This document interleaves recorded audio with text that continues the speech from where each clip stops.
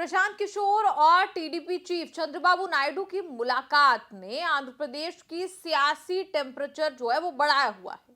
विजयवाड़ा में पीके और चंद्रबाबू नायडू से मुलाकात के बाद चर्चा तेज है कि जगन मोहन को हराने के लिए पीके और चंद्रबाबू नायडू साथ आ सकते हैं।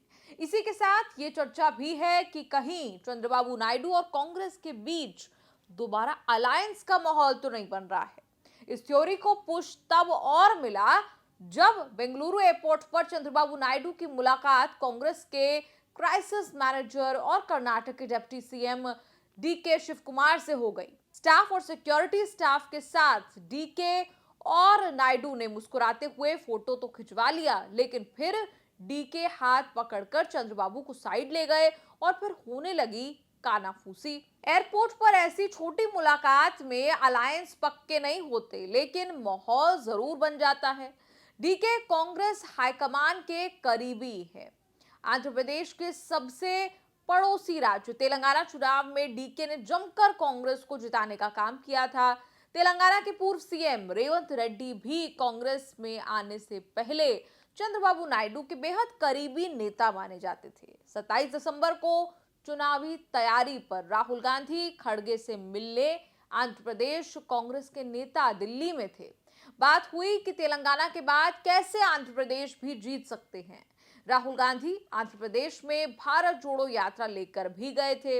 यात्रा का रिस्पांस भी बढ़िया था। राहुल खड़गे से बैठक में आंध्र प्रदेश कांग्रेस के कुछ नेताओं ने सलाह दी थी कि चंद्रबाबू नायडू की टीडीपी से अलायंस के बारे में सोचना चाहिए। राहुल ने इनकार नहीं किया, कहा तो बस इतना कि 2% वोट शेयर को 15 पर ले जाने पर सोचिए। चंद्रबाबू नायडू के पुराने दोस्त हैं, एक्टर से पॉलिटिशियन बने पवन कल्याण। तेलंगाना में पवन कल्याण ने बीजेपी के साथ अलायंस किया हुआ है, ये आप जानते हैं। चंद्रबाबू नायडू जेल गए तो पवन कल्याण ने समर्थन में सड़क पर लेट लेट कर विरोध जताया। जनसेना पार्टी के कार्यकर्ता टीडीपी कार्यकर्ताओं के कंधे से कंधा मिलाकर गिरफ्तारी से हल्ला मचाते रहे। चंद्रबाबू नायडू ने प्रशांत किशोर वाली बात पवन कल्याण से भी छुपा कर रखी। जिस दिन विजयवाड़ा में नायडू और पीके मिले उस दिन पवन कल्याण भी विजयवाड़ा में थे, लेकिन उनको हवा तक नहीं लगने दी। इससे पवन कल्याण को बड़ा धक्का लगा है। चंद्रबाबू नायडू और कांग्रेस एक दूसरे के लिए अनजान नहीं है। 2018 तक चंद्रबाबू नायडू एनडीए में होते थे। अलग हुए तो मोदी सरकार के खिलाफ अविश्वास प्रस्ताव लेकर आए, जिसमें जीत मोदी सरकार की हुई। 2018 में तेलंगाना के लिए टीडीपी और कांग्रेस में अलायंस हुआ था, लेकिन 2019 में कांग्रेस ने टीडीपी के साथ अलायंस से मना करके अकेले चुनाव लड़ा था। लोकसभा और विधानसभा दोनों के नतीजे भयावह रहे। 175 में से 151 सीटें जीतकर जगन मोहन रेड्डी जीत गए। कांग्रेस 0, टीडीपी 23 पर निपट गई।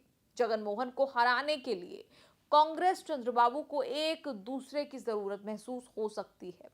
प्रशांत किशोर इसकी कड़ी बन सकते हैं। नायडू से मिलने से ठीक पहले हम जानते हैं कि प्रशांत किशोर ने बयान दिया कि वो कांग्रेस विचारधारा के करीब हैं।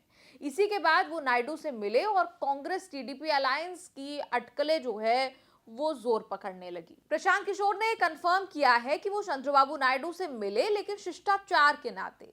चुनाव के समय ऐसी शिष्टाचार मुलाकातें राजनीति में बड़े बड़े गुल खिलाती रही है। हालांकि बिना कंफर्मेशन के कहना मुश्किल है कि चंद्रबाबू नायडू के लिए प्रशांत किशोर काम कर रहे हैं या नहीं। प्रशांत किशोर के जरिए चंद्रबाबू नायडू और कांग्रेस में कोई बात हो रही है या नहीं, ये भी पता नहीं कि पीके और कांग्रेस टच में है या नहीं। लेकिन अगर ऐसा हो तब भी कोई हैरानी नहीं होगी। आंध्र प्रदेश में 5 साल बाद पीके एंट्री ले रहे हैं। पिछले चुनाव में उन्होंने जगन मोहन के लिए काम किया था। उनकी पुरानी कंपनी आईपैक तो आज भी जगन के लिए काम कर रही है। अब हो सकता है पीके जगन के खिलाफ चंद्रबाबू नायडू के लिए काम करें। पीके की एंट्री से जगन कैंप में भी बेचैनी है कहीं ना कहीं। एक तो पीके को जगन के सारे दांवपेच पता है। कांग्रेस भी पीके चंद्रबाबू के साथ आ गई तो सारा खेल जो है वो पलट सकता है। इस पूरी रिपोर्ट पर आपका क्या कहना है? आप कमेंट्स में लिखकर अपनी राय जरूर बताएं और देखते रहिए न्यूज़ तक।